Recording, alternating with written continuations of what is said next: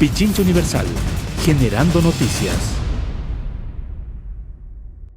Jorge Llanes, vocero de la Unión de Operadoras del Distrito Metropolitano de Quito, está con nosotros en la vía telefónica. Le agradecemos por esta entrevista. ¿Cuáles son los compromisos o los diálogos que han llevado adelante con el alcalde de la ciudad de Quito respecto de una posible alza de pasajes? Bienvenido. Buenos días y un saludo a la audiencia. Gracias por el espacio. Le comento de que, como es de conocimiento público, el tema de la tarifa de transporte urbano en el sistema metropolitano de la ciudad ha venido estancada desde el año 2003, es decir, vamos 16 años con esta situación, y la anterior administración del alcalde Rodas generó por dos eventos, podríamos decirlo de alguna manera,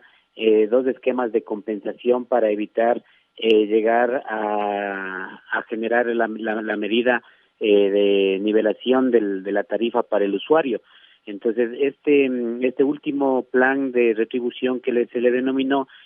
tiene la conclusión el fin de este mes y consecuentemente nosotros desde la posesión del señor alcalde Yunda hemos venido conversando con diferentes autoridades que han sido delegadas por el señor alcalde para encontrar una forma y una solución que sea sustentable y que permita encontrar la viabilidad operacional y financiera para el sistema metropolitano de transporte de la ciudad de Quito. Y respecto de uno de los anhelos que también radican en los usuarios, la mejora del servicio, ¿se ha abordado como uno de los compromisos que antaño eran condición para poder hablar sobre esta temática? Sí, justamente, mire, o sea, lo que se ha propuesto es lo que hemos venido proponiendo, si le propiamente al alcalde Ayunda, lo que hemos venido proponiendo desde el año 2014 que hablamos con la municipalidad, es decir, que la autoridad genere y determine cuáles son los niveles de servicio, y con una situación que a mí me parece que este es un atenuante a toda la negociación del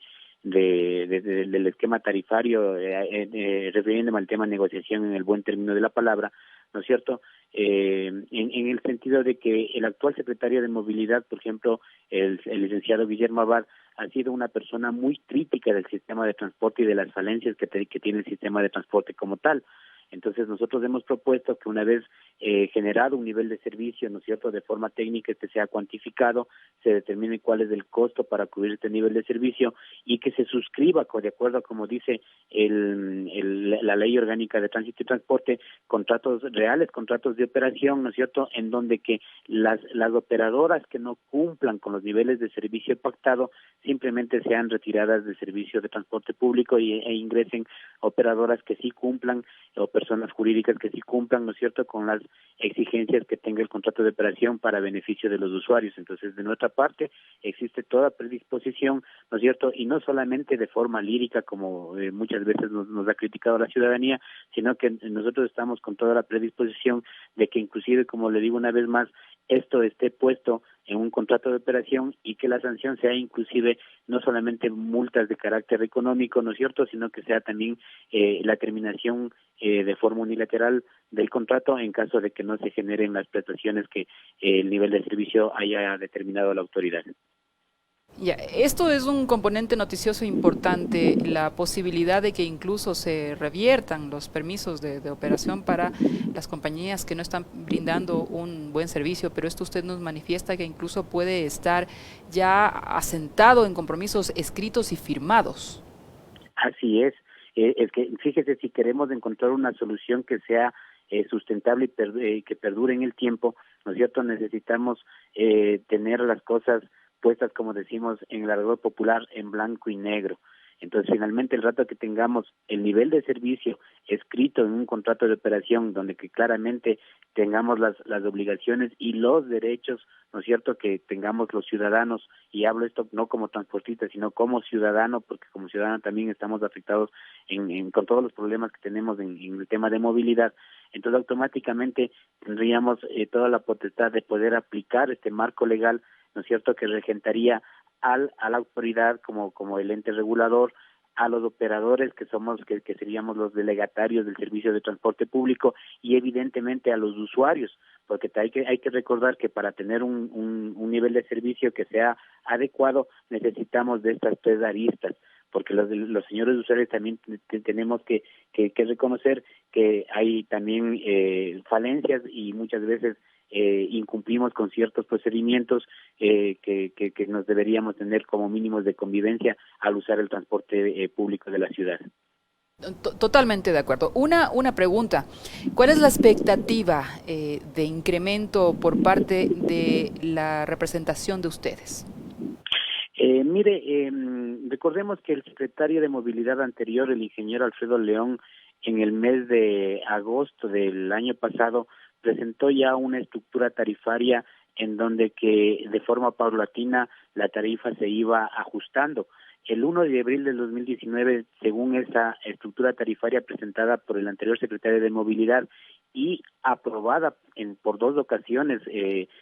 con informe favorable de la Comisión de Movilidad del anterior Consejo Metropolitano, establecía que desde el 1 de abril la tarifa sea ya de 38 centavos, llegando me parece que en el mes de octubre del año 2020, ¿no es cierto?, a 48 centavos más una tarifa adicional por integración de 26 centavos, es decir, una tarifa integrada que es la que hoy día tenemos, por ejemplo, en los sistemas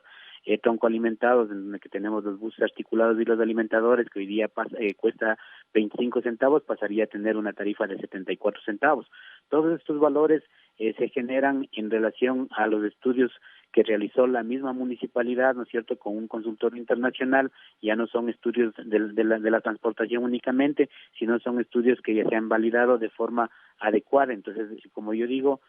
una vez más, nosotros estamos remitiéndonos a los valores que emitió el anterior secretario de Movilidad en este proceso de ajuste paulatino, porque hay que recordar a la ciudadanía que el Distrito Metropolitano de Quito, ¿no es cierto?, ha hecho una inversión de cerca de 2.500 millones de dólares en la obra que sin duda es la más grande en temas de movilidad en el país, ¿no es cierto?, que es el Metro de Quito, y que si nosotros no generamos las medidas responsables para que esta inversión millonaria pueda generar los réditos necesarios hacia la ciudadanía, tendremos, como alguna ocasión dijo el señor alcalde Yunda, tendremos un juguete caro únicamente. Entonces hay que ser lo suficientemente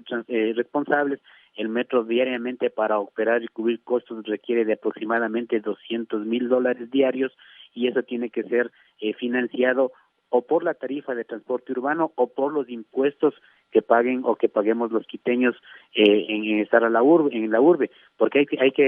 que aclarar también que el servicio de transporte urbano alguien tiene que cubrirlo. Actualmente el municipio de Quito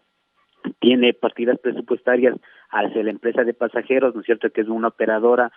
municipal de cerca de 50 millones al año, que son financiados por los impuestos de muchas veces de gente que ni siquiera utiliza el transporte público. Entonces, todo este tema de acá, yo creo que es importantísimo que la ciudadanía nos pongamos, digamos, con información adecuada para entender la magnitud del problema y poder encontrar una solución en donde que todos estemos conformes y que podamos ser mucho más eficientes y competitivos como sociedad. Ya, señor Llanes, y por cierto, recordamos a la audiencia que estamos conversando con el señor vocero de la Unión de Operadoras del Distrito Metropolitano de Quito, Jorge Llanes. A ver, la gente evidentemente puede entrar en pánico al observar que lo que se aspira es subir en un 300% la tarifa en un año, de 25 a 75 centavos. Nos ha manifestado que ya había sido aprobado para el 1 de abril que se incremente a 38 centavos y con esa progresividad hasta 75 en virtud de la integración al sistema de transporte del Metro de Quito. Pero, por esto quiero consultarle. Dentro de las negociaciones está que se incorpore este sistema integrado de cobro que podría hacer precisamente válido el esquema de un solo pasaje para utilizar todo el sistema.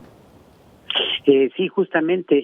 una de las cosas que hay que hacer de forma inmediata es montar un sistema de recaudo electrónico para que el ciudadano empiece a sentir y percibir las mejoras en el servicio. La primera fase de la implementación de sistemas de recaudo centralizado era la generación de caja común por parte de las operadoras, lo cual se ha cumplido. La segunda fase era crear justamente una cámara de compensación por medio de un sistema electrónico de recaudo, ¿no es cierto?, para poder compensar los lugares de baja demanda con los lugares de alta demanda y que la cobertura de la red de servicio pueda ampliarse a lugares donde hoy día no tiene servicio de transporte público. Entonces,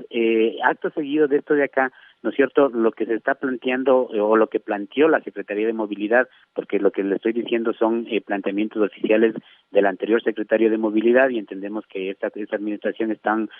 validando toda la información para encontrar ya un nuevo planteamiento, ¿no es cierto?, es de que la tarifa finalmente tendríamos una tarifa básica de 48 centavos, ¿no es cierto?, y si algún ciudadano genera más de una integración, ¿no es cierto?, entonces se pagaría un adicional por la integración de 24 o 26 centavos aproximadamente. Entonces, el tema es de que estas integraciones deben estar ancladas a un sistema electrónico de recaudo con una ventana de tiempo que le permita al usuario, ¿no es cierto?, generar estos procesos de integración. Esto funciona mucho en otros países. Por ejemplo, en Santiago de Chile, una persona puede movilizarse, voy a poner un ejemplo para que toda la ciudadanía nos comprenda. Por ejemplo, podría movilizarse desde el sector de la Villa Flora, por ejemplo, ¿no es cierto?, coger el trolebús y movilizarse hasta la caja del seguro y de ahí integrarse por ejemplo al corredor central norte en el sector del seminario mayor, y evidentemente si en esa integración la hace en una ventana de tiempo que me parece que estaba determinada en 30 o 40 minutos, no tendrá que pagar ningún valor adicional de integración, pero si pasa o sobrepasa esa ventana de tiempo, ya paga un valor de integración. Entonces, esos son los conceptos que se están manejando para encontrar una solución que sea viable, sustentable, porque hay que tomar en cuenta que lo que decía hace un momento, el usuario es una pieza fundamental dentro de esta estructura de prestación de servicios, y evidentemente ninguna autoridad ni ninguna persona que esté administrando o regulando el sistema de transporte público puede dejar de ver el tema que dice la ley, que es una aplicación de tarifa social, con una situación que también me parece importante citarla, de que la diferencia que existe entre la tarifa técnica y la tarifa social tiene que ser cubierta y tiene que ser financiada de alguna manera para poder garantizar el nivel de servicio que habíamos conversado en el inicio de la entrevista, y que si no se ha cumplido, sean las operadoras separadas las que incumplen.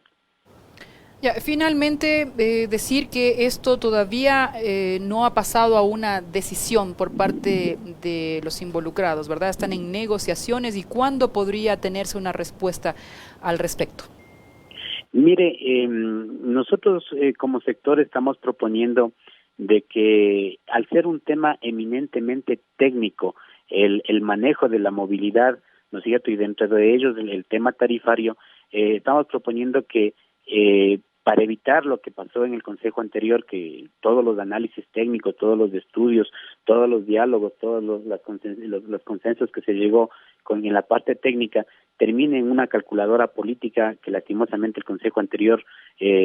fue eso lo que aplicó, siempre predominó el tema del cálculo político. Entonces nosotros estamos proponiendo que sea el Consejo Metropolitano en esta ocasión le delegue a la Secretaría de Movilidad, que es un ente técnico, para que la Secretaría de Movilidad tome la decisión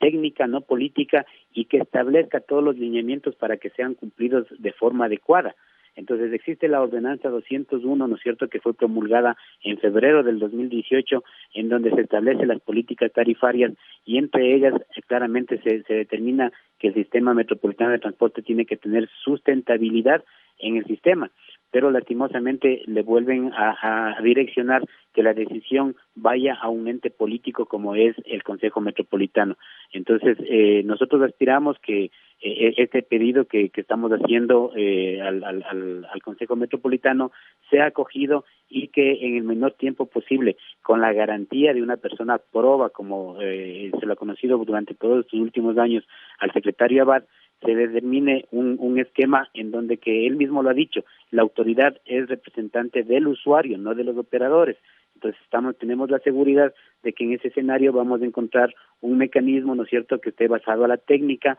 para no solamente fijar la tarifa, sino también para fiscalizar que el nivel de servicio que exige el usuario sea el que determinado en los contratos de operación. Muy bien, última pregunta, y en un minuto, por favor. Ayer tuvimos al representante del Observatorio de Movilidad y él, junto con otros expertos, coinciden en que el modelo que tiene la ciudad en materia de transporte está obsoleto, está caduco. Que aquel modelo de que solamente funcionen como unidades independientes cada uno de los buses, lo que hace es generar estos problemas de competencia, de mal servicio, de que cargo la propia cooperativa o la compañía de todo un sistema por el cual debería responder. ¿Cómo lo ve usted finalmente? Un minuto, por favor. Gracias. Mire, el tema del modelo de gestión, de por ley, se determinó que desde el año 2013 migre a un modelo de gestión denominado de caja común. Ese modelo de gestión de caja común ha sido aplicado y el siguiente paso de caja común, como le decía, es generar la cámara de compensación. Para eso necesitamos sistema de electrónico de recaudo. Las operadoras estamos con toda la predisposición y es más, lo hemos hecho, ¿no es cierto?, aplicar el modelo de gestión de caja común, pero todavía no se percibe la mejora porque no hay recaudo electrónico. Entonces, de parte de nosotros, como operadores, como prestadores del servicio, totalmente de acuerdo que tenemos que tener un modelo de gestión en donde que prime el beneficio del usuario y de la comunidad en general. Aquí se escuchan bien las noticias.